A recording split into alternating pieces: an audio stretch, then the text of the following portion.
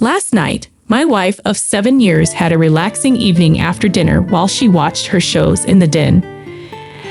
Switched between watching the Spurs game, football, and soccer while taking care of some tasks.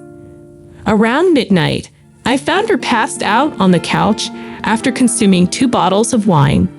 When I tried to help her, I saw a message on her iWatch from a friend. This friend, known as Jacket Holder from our teenage years, a conversation with my wife.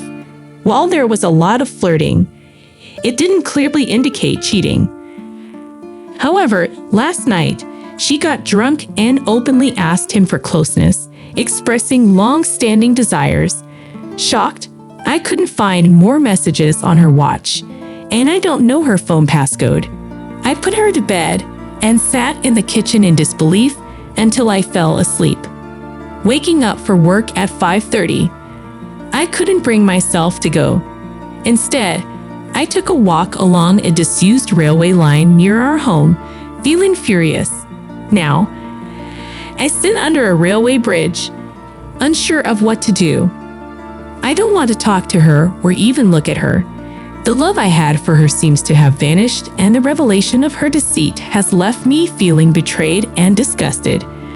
I'm contemplating cutting off all contact with her, as if I could, I'd never speak to her again. The part where she mentioned being good at keeping secrets deeply affected me. I feel like I've invested so much in her, not just as a partner but as a person, and learning about her deceit shatters my perception of myself. Considering not saying anything and quietly kicking her out, our house is owned by my parents, and it will be left to me when they pass away. Fortunately, she won't get her hands on it. I thought about asking a friend who's a locksmith to change the locks quietly today, making up some excuse about the doors being broken. Last night, my wife of 7 years was unfaithful, and to my surprise, my mother supported her. She decided to have a relaxed evening after dinner, watching shows in the den while I switched between watching the Spurs game, football, and soccer, and attending to some planned tasks. Around midnight, I found her passed out on the couch after consuming 2 bottles of wine. Trying to help her, I noticed a message on her iWatch from a friend of mine.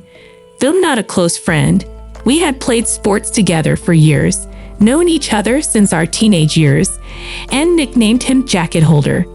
Reading their conversation, it seemed like he reached out to her first. While there was a lot of flirting, it wasn't clear cheating until last night when she openly asked him for closeness while drunk. Shocked, I couldn't find more messages on her watch, and not knowing her phone passcode added to my frustration. I put her to bed, sat in the kitchen in shock until I fell asleep, and woke up at 5:30 for work, unable to bring myself to go. I took a walk along a disused railway line near our home, feeling furious and betrayed. I'm now sitting under a railway bridge, contemplating what to do. I don't want to talk to her or even look at her. The love I had for her feels gone, and I want to cut off all contact if possible. The revelation of her being good at keeping secrets has deeply affected me.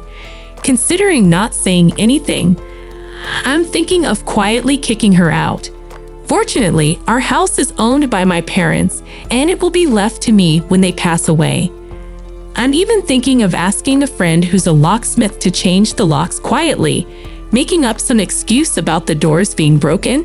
After he's done, I'll lock the front door, and she won't care as long as I'm present. Then I'll ask her to come out to see something in the backyard. Once she does, I'll quickly lock the door behind me. It may sound childish, but I'm at a loss for what to do. Looking at a bottle right now, my life feels like it's falling apart. As for that so-called friend of mine, there's no doubt he was up to something. I plan to confront him soon, not physically, but by exposing his actions. On Wednesday, October 28th, after writing my posts and feeling completely messed up, 2 dog walkers approached me, clearly concerned. I shared everything with them, and one of them advised me not to drink as it would only make things worse.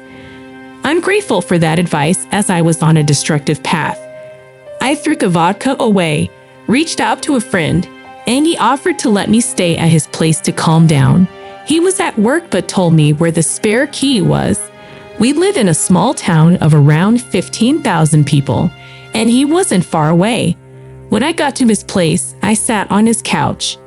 Trying to regain my composure throughout the morning, I received multiple texts and calls from my wife, wondering where I was and what was going on, as my work van was in the driveway and I was nowhere to be found. I texted her back, explaining there was an issue with the van's engine, which she seemed to accept with a simple okay. When my friend returned from work around 5 o'clock, I told him everything and asked for his advice. I also told him not to share anything about jacket holder as I didn't want my wife to find out. I'll deal with him later by exposing his actions, not through physical violence. Regarding people saying he did nothing wrong, he initiated contact with my wife and the messages were very flirtatious. I don't understand why he messaged her in the first place. They hardly knew each other, and it was flirtatious right from the start. My friend suggested I maintain a low profile and consult with a lawyer to explore my options, which I did today. He dropped me off at home around 6 o'clock a.m., utterly exhausted. When I arrived home, I was extremely tired, and my wife seemed suspicious, bombarding me with questions about work. I asked her why she was so concerned, and she mentioned noticing my flask and lunch bag left in the front passenger seat. Sensing that something was amiss, I was about to lie, but I was too fatigued to put on a facade, so I admitted that something was indeed wrong. I explained that while putting her to bed last night, I saw the message on her iWatch, read it, and discovered she was unfaithful. She went from a person with a sense of power to a scared individual within seconds. I confronted her about begging that person for closeness, mentioning her claim of being good at keeping secrets, and I read all their messages. She began crying, and I walked away, heading upstairs for a shower. When I came back out, she was sitting on the top stair, still crying, immediately making excuses. She said she was drunk, vulnerable, and had never done anything like that before. She also claimed that he initiated the conversation and that it didn't mean anything. She insisted she wasn't going to follow through with it. Contrary to what others had said, however, she didn't try to blame me, perhaps because she knew I would kick her out if she did. I informed her that I wanted a divorce and asked her to leave the house within a month. Since then, I've told her to move to the spare room, and I've mostly ignored her, responding with scolds and shaking my head when she starts talking nonsense. I have no desire to hear what she has to say. She spent the night in the spare room, and I haven't spoken or texted with her today. If unlucky, she might be gone when I return from work, but I doubt my luck is that good. Regarding getting her out, I discussed the situation with my parents. My mother insisted I shouldn't throw her out onto the streets, as she and my wife are close. We've been together for almost 11 years. My mother argued that it was just words and that we should work it out like adults, emphasizing that my wife hadn't actually done anything. She took my wife's side over mine, which surprised me. I'm concerned that my mother's opposition might complicate matters. It's my house when my parents pass, and since I did nothing wrong, I'm not leaving. This could potentially turn into a difficult situation.